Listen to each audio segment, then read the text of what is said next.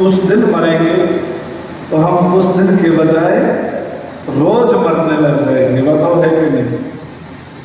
क्योंकि वो दिन इतना छोटा और इतना नजदीक हमें लगेगा कि एक एक दिन हम मरने लग जाएंगे। उसी प्रकार से कंस को भी ये लगा कि अब तेरा समय आ गया, या तो तू अपने काल को खत्म कर दे, नहीं तो काल तुझे खत्म कर देगा। और यही सोचकर दिन रात वो केवल और केवल अपने शत्रु अर्थात गोविंद के बारे में सोचने लगा।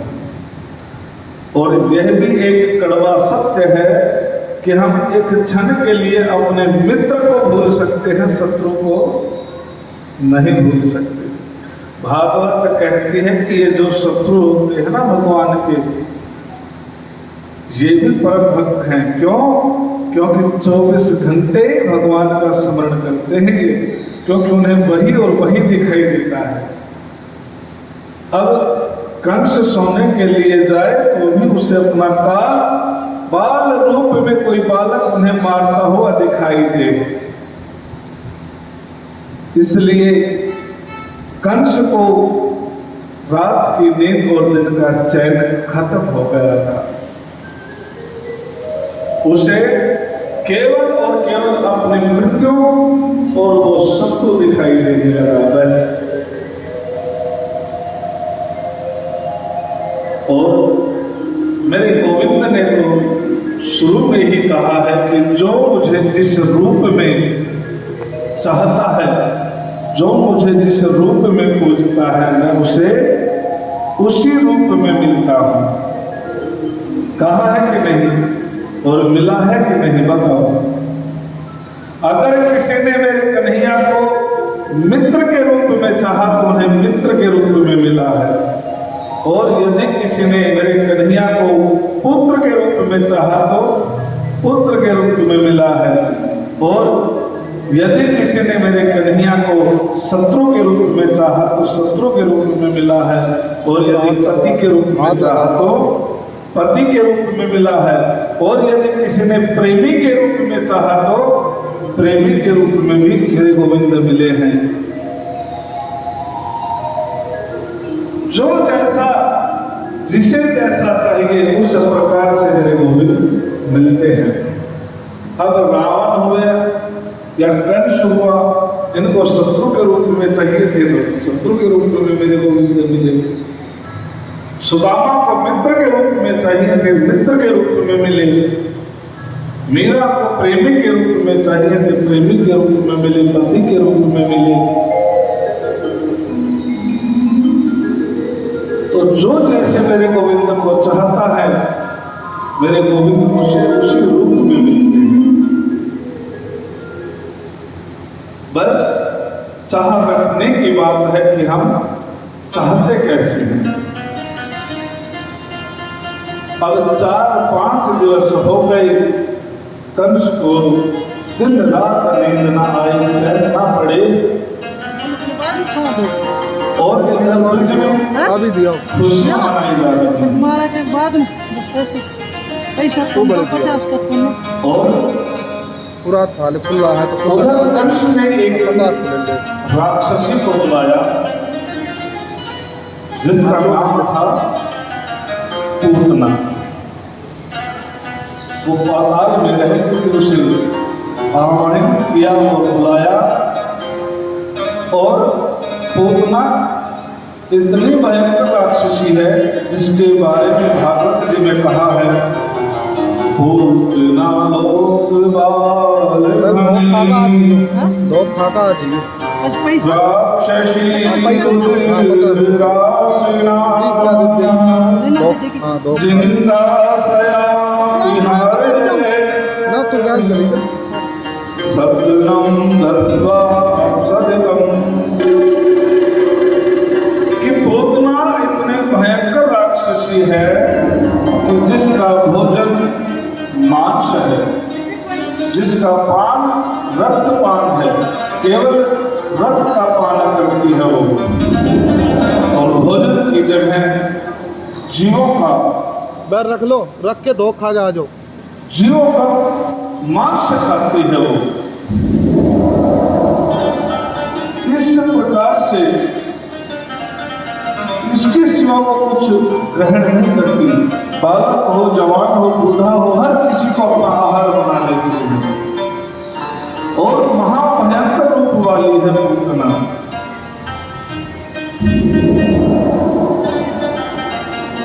और जिस दिन मेरे कन्हैया की छठी की रात होती, छठी का महोत्सव चल रहा था, उसी दिन वो पूतना नंद गांव में पहुंच जाती है।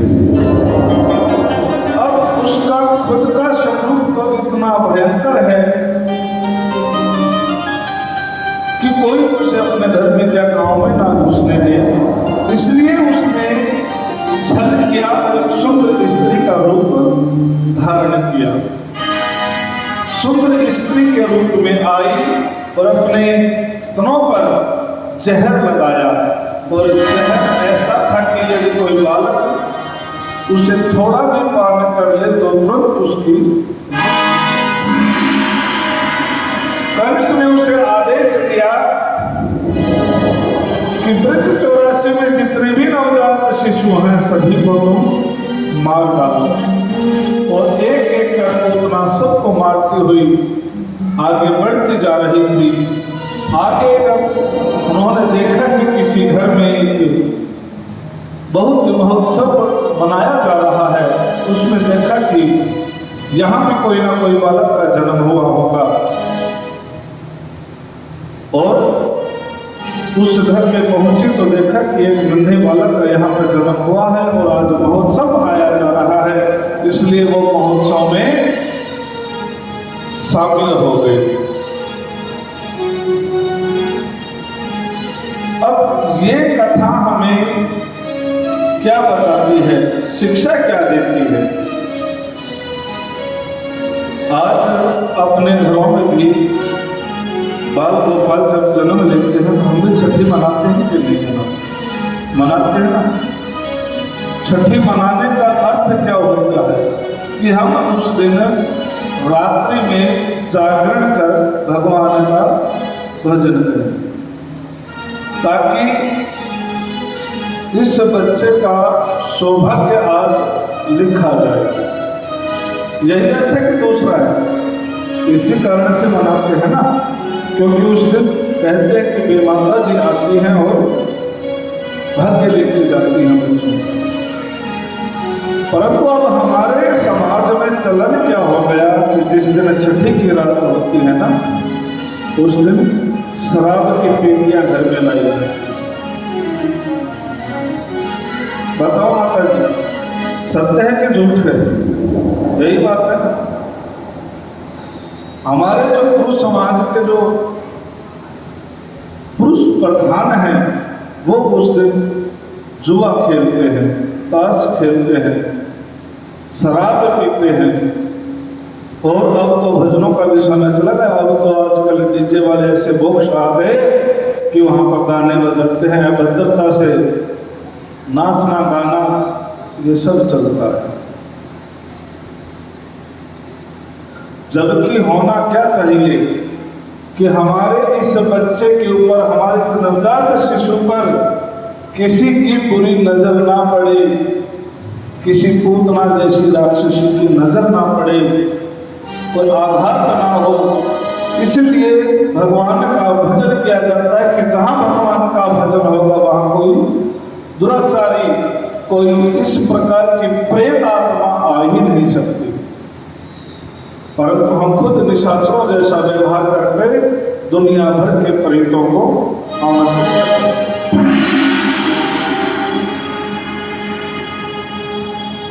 हम अपने संस्कारों को भूलते जाते हैं। जब पूतना वहां पहुंचे तो सब स्त्रियां मेरे कन्हैया को अपने गोद में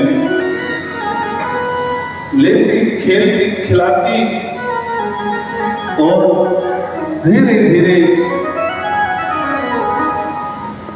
पूतना भी मेरे गोविंद के कक्ष में पहुंच गई।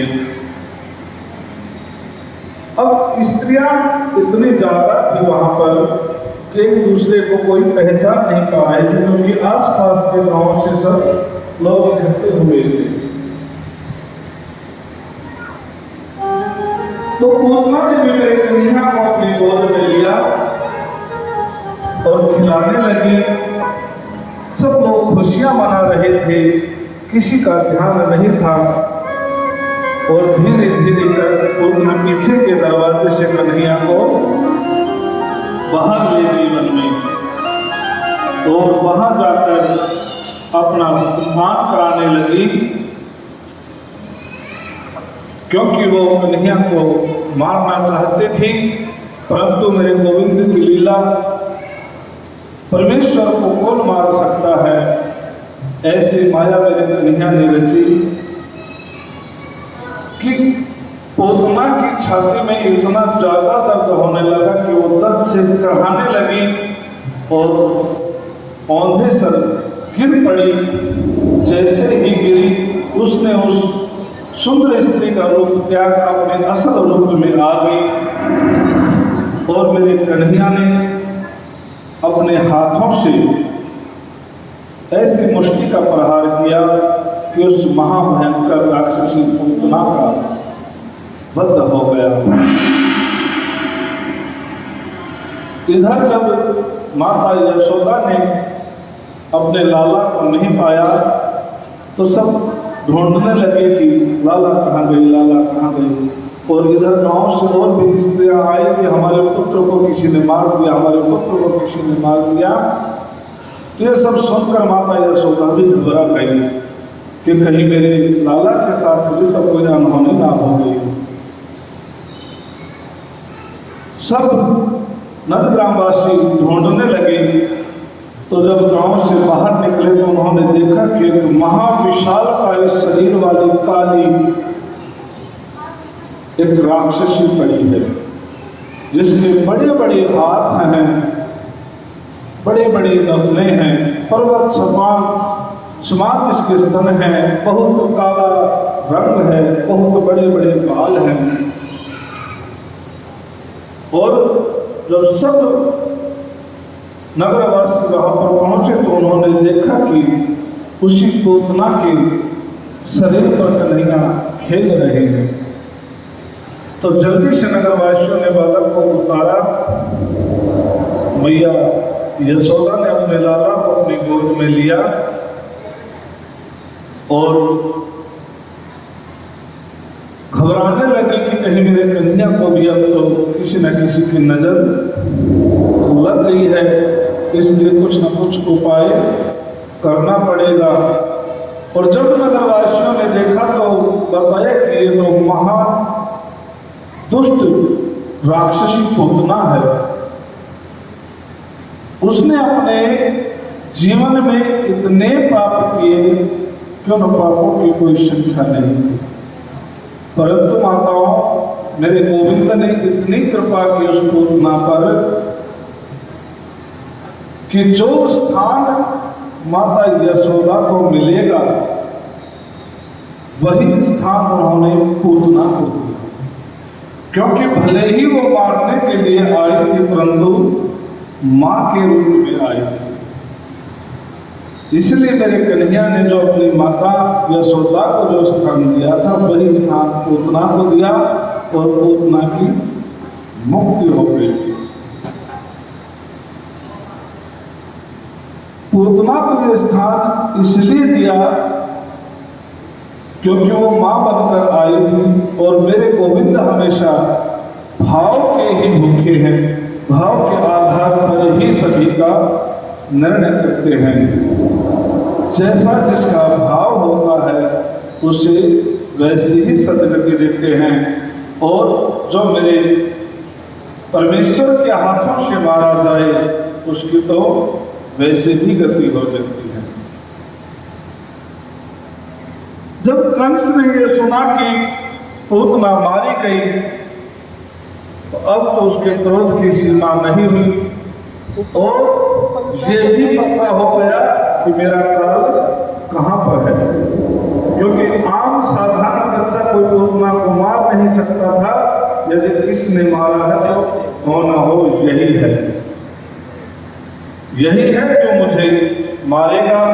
इसलिए सीधा सीधा निशाना अब कन्हैया पर साध लिया। कुछ दिवस बीते, अब मैया यशोदा और माता रोहिणी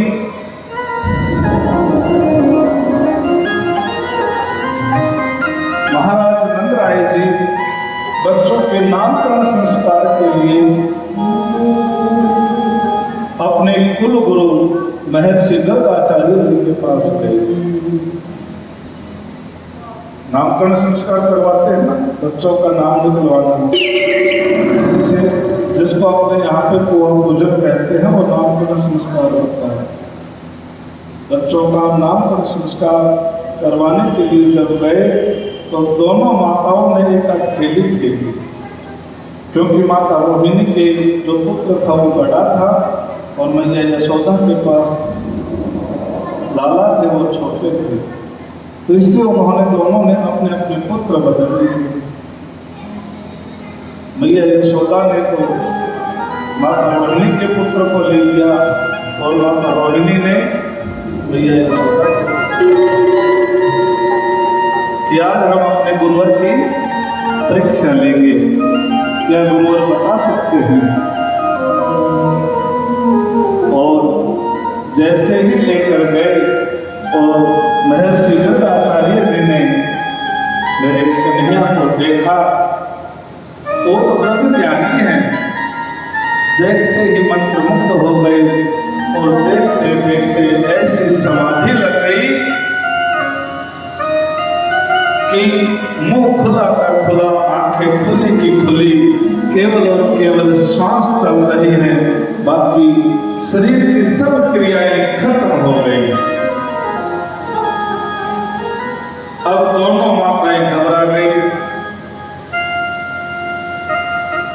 बोले गुरुजी बताओ ना कुछ। अब गुरुजी वहां पर हम तो बतावें। तो महाराज नंदराय जी से कहने लगे, स्वामी एक बार गुरुजी को देखो, यही है कि जालिए। उन्होंने सोचा कि कहीं हमारे लाला को देखते ही